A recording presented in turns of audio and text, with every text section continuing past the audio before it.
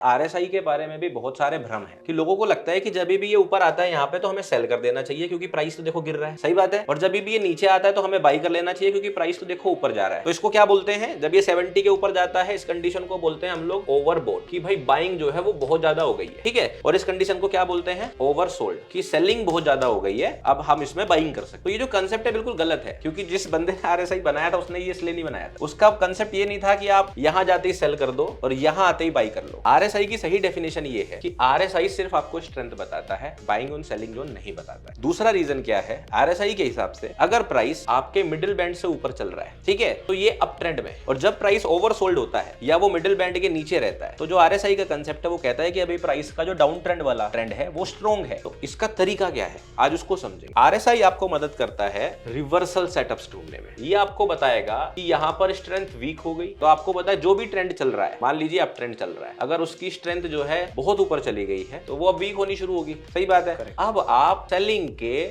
Setups ढूंढ सकते हो, बट आप डायरेक्टली शॉर्ट नहीं करोगे। इन दोनों बातों में बहुत अंतर है। लोग क्या करते हैं, यहाँ पे डायरेक्टली सेल कर देते हैं, वो गलत है। यहाँ आने का मतलब है ये वीक हो रहा है अप ट्रेंड, अब आप सेलिंग के सेटअप्स देखना शुरू कर सकते हो, सेल नहीं करना है डायरेक्ट। बस यही डिफरेंस होता है आरएसआई का रियलिटी से।